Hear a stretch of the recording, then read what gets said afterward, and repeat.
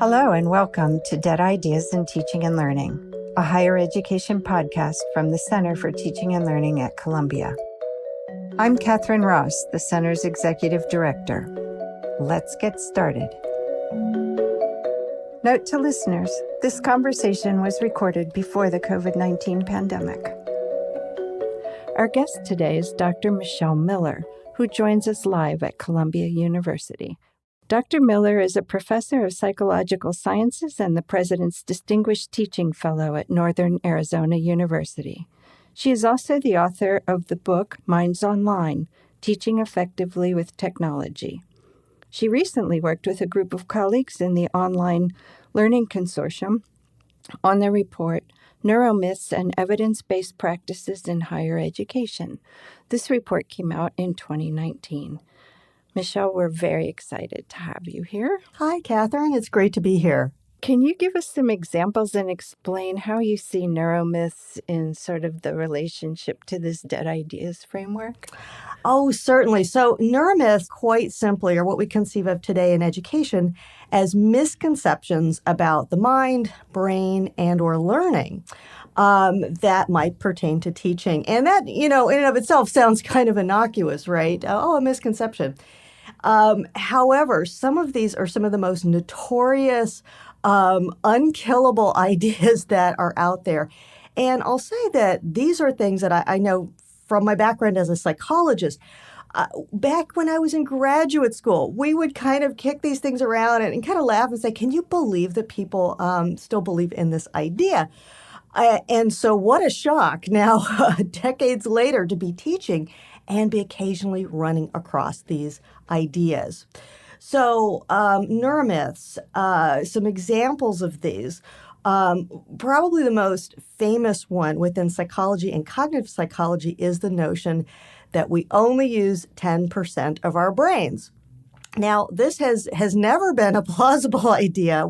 And if you'd like to trace the history of this, it is a sort of a fascinating urban legend that goes back a long time, and there's lots of ideas about where it came from.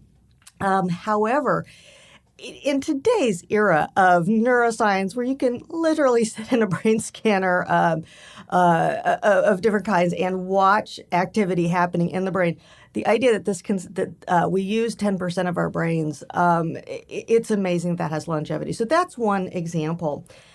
Another which cropped up, I think, more recently in learning and education is the idea of visual, auditory, kinesthetic learning styles, which, again, if you have a background in cognitive psychology or neuroscience, you can look at that and say, no, that doesn't make any sense. That information has to come in through the eyes for some people or through the ears for some people. Our brains and our minds recode information across sensory modalities quite readily. We do that all the time.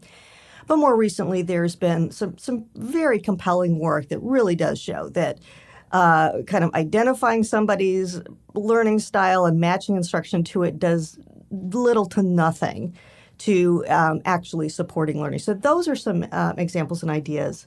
And I do want to credit here some individuals who I've worked with. Kristen Betts, who is, of course, the lead author on this Neuromyths International report. She came up with the idea. She saw the need. She put the team together. So her leadership here has been amazing. And also one of the co-authors on the study, Tracy Tokama Espinoza, recently came out with an entire book on this topic. So there's a lot to learn from a lot of different individuals in the field. So in your book, Minds Online, you show how principles of cognition can inform effective uses of technology for teaching. What dead ideas were you trying to address in that book? So I think what I hit on were some of the very same things like thinkers such as Pike and other leaders in the space have hit upon. One of them has to do with the idea that technology by itself will have this sort of magical effect on learning and support learning in and of itself. And like so many of our other neuromyths and dead ideas, it's got this gloss of like, ooh, it's new. There's a little bit of wishful thinking that informs that because, wow, wouldn't that be cool if that were the case? We could buy the iPads, bring them in, and everything would just catch fire in our classrooms. And, we are in this time of tremendous upheaval and social change, and so much of that hinges on technology. And of course, it becomes very natural to say, well, of course, learning itself will radically change just as a function of the presence of technology. Or similarly, that any technology out there, if it's popular in a non-learning context, that will be part of learning too. So I think, for example, about social media, which has some upsides but definite downsides for bringing into the classroom. So similarly, the idea that there are these radical generational differences, again, largely due to technology that impact learning. I see that as a kind of a dead idea as well. And then the idea, though, that teaching and learning with technology or online or blended learning is a fad that will go away. I don't know if that idea has been around long enough to call it dead, but that's one that I do believe is incorrect. So on the one hand, no, we're not going to see suddenly education gets transformed the way, and universities go the way of Blockbuster. I think we all saw some of those predictions as well. On the other hand, there have been some radical and deep changes that we're all going to be coexisting with going forward. Radical and deep, huh? Well, I think one of the themes that will be with us for some time is the idea that learning sciences and learning principles that have been around, again, for a very long time, those principles can be leveraged in different ways. And increasingly, I think we are selling our students short if we do not take advantage of those. Probably the most obvious example of this, the most shining example, however you want to put it, is simply retrieval practice. So this is a principle that some of your listeners have probably run into it in one form or another, the idea that when we actively retrieve information, that's not a neutral act for memory, as one thinker put it, that just taking quizzes and quiz-like activities about information we're trying to master is very, very powerful for fixing that information in memory. And that may seem like a very lowly thing. I mean, after all, we didn't get into this just to have students, memorize information. However, building a base of knowledge is very important for developing expertise in that area. And now we have this great avenue for making this happen so much more quickly and so much more reliably. Well, just try doing this with pencil and paper and non-digital technologies. I know because I tried. I was that person who was carrying big boxes of quizzes down to my Introduction to Psychology course because I had learned in the 80s and 90s, we already knew that those quizzes were going to help students. And it also has other wonderful side effects, such as giving students feedback. And we even find these days with some of the latest research that when you know more about an area, when you've learned about it in more efficient ways involving retrieval practice, you can actually think better in that area. So this is great stuff. And what a wonderful use of technology. So that dovetails so nicely with what technology can do so well. I think that's one of the radical changes that we all need to kind of have on our horizon. Not, we got to bring a box of iPads because the kids are about technology. Right. Everything is wrong with that statement. Right. But mindfully incorporating applications, techniques, and programs that run so much better on a technology platform, that we need to pay attention to. So it's not just because students are digital natives. Oh my, yes. And what a phrase that is. And, it really did take on life of its own when that phrase was coined not too long ago. But when I sat down to write Minds Online, that was the current belief that, here's this metaphor at the center of that. And the metaphor is one's native language. That if you grow up speaking technology or not speaking technology, well, you can start to use technology or enter that world when you're older, but you'll always kind of struggle. You're never going to be like somebody who picked it up when they're younger. And so that idea of a divide, it also, that metaphor implies that if we're not using technology, oh my gosh, those digital natives are going to be disadvantaged. They're always going to be translating in some way. And all those assumptions really fall apart. And that one as well, I mean, as many people have observed, me included, the problem here, it is a real practical one. I mean, we can kind of giggle about generational differences and whether they exist. But here's the thing. Number one, if you believe in the digital natives myth, I'm just going to call it a myth, then, students who are not traditional college aged, who are increasingly the norm in higher education, not the exception, you're going to look at those students and say, well, maybe this online course isn't for you. That might be in the back of your mind. And what a disadvantage, what a prejudice to put onto our learners. You will assume that middle-aged individuals are not going to have the technical capabilities, and they may. On the flip side, what's also very clear is that you will probably over-assume the skills and capabilities of your traditional college-age students. So your 18-year-old who walks in your classroom, they look like they were born with the earbuds in their ears, they're glued to their phones.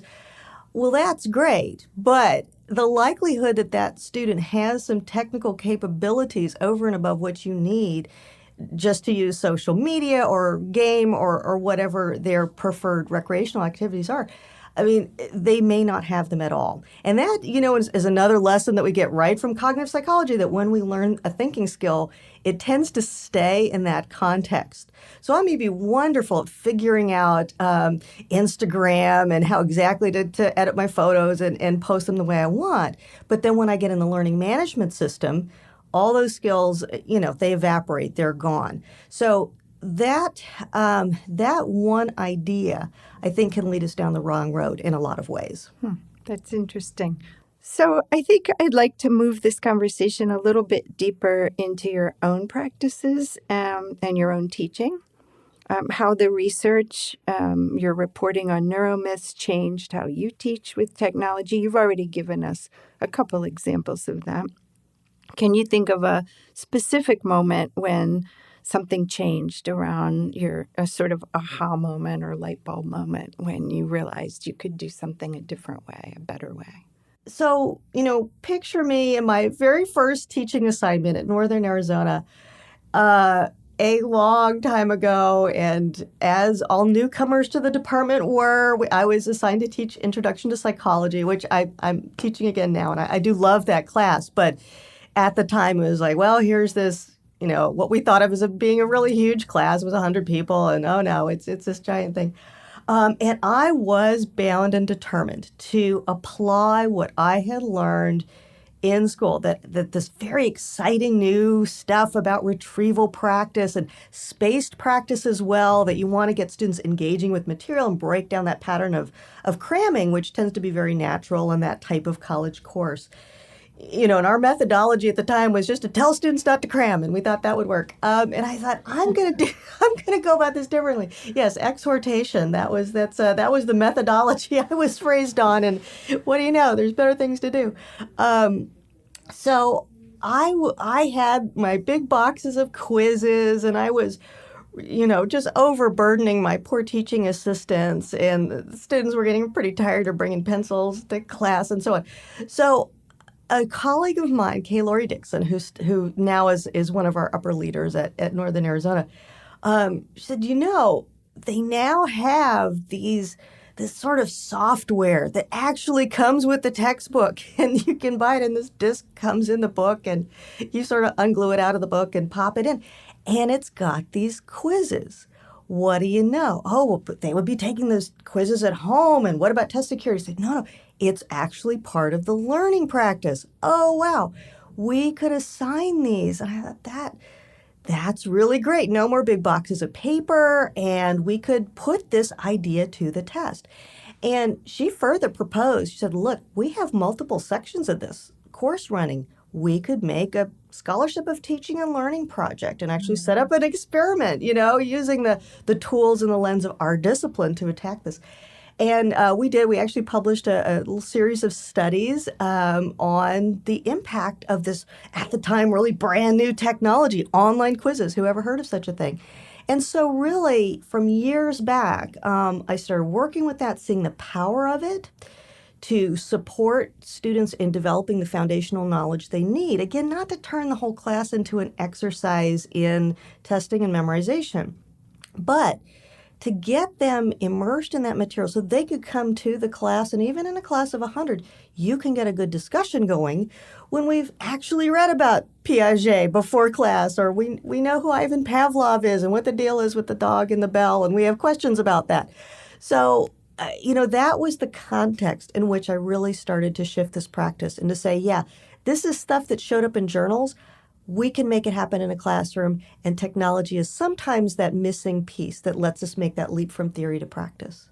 So it even had other impacts beyond just improving student learning and performance, say, on exams.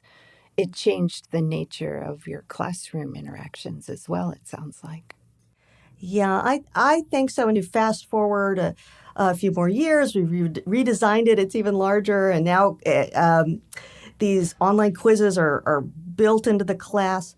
Another thing that really helps is having some of those assessments, those formative assessments, due very early in the semester. And this kind of at the time flew in the face of some conventional wisdom. You want to let the students come in and relax. We had this idea that tests were scary and upsetting for students, and you wouldn't want to do that until, it's 6 weeks in and they're sort of locked into the course. But we started having just a few things be due, even if they were just surveys or needing to set up an account, and then those quizzes would start. And that radically changed the mood of this large foundational course as well. And, I think that we had run into an issue with students quite naturally. I'm not blaming them for this, but they would come in, they'd say, oh, okay, there's a multiple choice test at 6 weeks in. I have other things going on. I'm in a chemistry course and I'm going to go study for that instead of this. And it really subtly started to set their expectations kind of artificially low for this course early on. Now, of course, Introduction to Psychology, it may look like a piece of cake, but it's got a textbook that's 2 inches thick, and there gets to be some very sophisticated material. So students would really be disadvantaged midway through the semester when they started to realize, oh, wow, I'm really kind of behind, and I didn't even know it. And what an upsetting experience. 97% of the students in that course as well were first-year students. So that was a real bottleneck and a real problem for them. So by having some of these assessments due early, we're starting to take advantage of that learning effect that's straight out of the psychology journals and the research, but also affecting, in a way, their motivation and their expectations about the course. And I felt a change. I really did. Students would come to class and just have this, okay, wow, we hit the ground running. This class is for real. I'm not scared or upset or feeling judged. I feel engaged. There's a lot to engagement. I'm not saying that just having a quiz online is what you need to really light that motivational fire, but it has a surprising amount of impact for the investment. Wow. It sounds like it was also helpful for motivating the students to maybe take more ownership of their learning, to see how they were doing, and to think about that sooner, as you said, not just put it off until the high-stakes assessments come along. Oh, yes, and how much we love that phrase, ownership of learning. Because, as faculty, it's so easy to, be focused on that sort of runway right in front of you. So much is coming at us so fast, and we're so focused on, the latest 20 emails that came in from students overnight. And we need to step back and say, what are we really trying to equip students with? And to me, of course, one of the big things we're trying to equip students with is the ability to regulate and manage and own their own learning, no matter what they try to do. If you're teaching a course like Introduction to Psychology, most of the students are not going to go on to any other psychology courses, let alone a career in psychology, and that's fine with me. I think that's wonderful. We in psychology, we in our discipline have this value of giving psychology away. That's what we're there to do.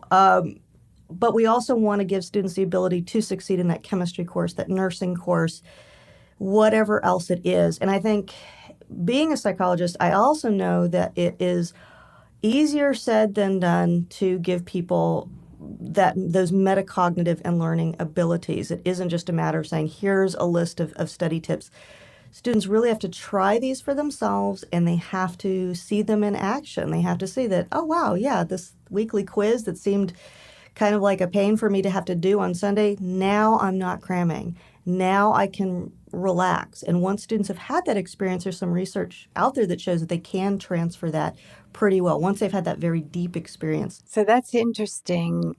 Did you make space for students to do any explicit metacognitive reflection? Because sometimes without that, they don't always get rid of their own, the neuromyths they have about learning, right? And what metacognition is really about is trying to help students understand how learning works. I mean, how can you not have a whole course in thinking and memory and so on and not say, oh, by the way, here's how you can actually use this? So we try to do that. On the other hand, I think that we do need to exploit other opportunities to do this. Again, there's great research out there, and I'm doing a little work myself to say that a relatively short intervention where you just say, hey, here's an assumption you've probably had about learning. Let's examine it. It's probably wrong. What do you think about that? Those can be very powerful for how students think about learning, for their ability to do things like persist when they get a grade that they don't like, and adopt better study strategies and so on. On the one hand, these interventions can be powerful. On the other hand, as I think all of us feel like our syllabi and our curricula are getting more and more and more crammed into them, just like a suitcase that's ready to burst at the seams, when does it happen? I will always remember a student I had in a course I was teaching on adult second language acquisition.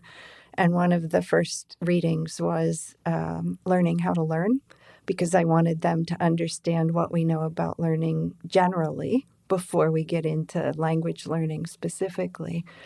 And it was a class of mostly seniors who were about to graduate.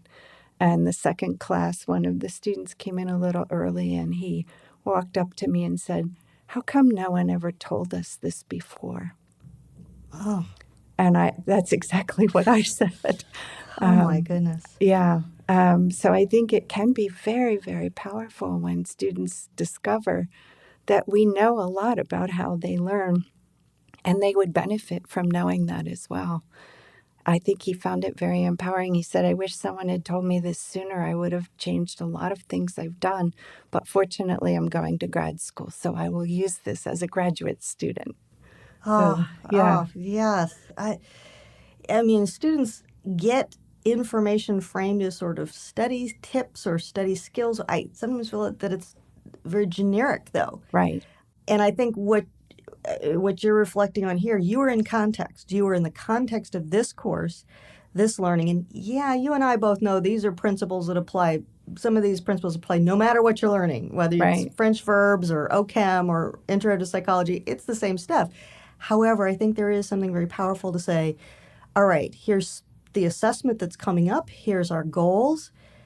And here are some very specific techniques that I'm telling you, you've established your credibility already with that student. They're already looking to you as their leader to say, what can you tell me to do with this information? Yeah. And when you do it that way, it can make a lifelong impact.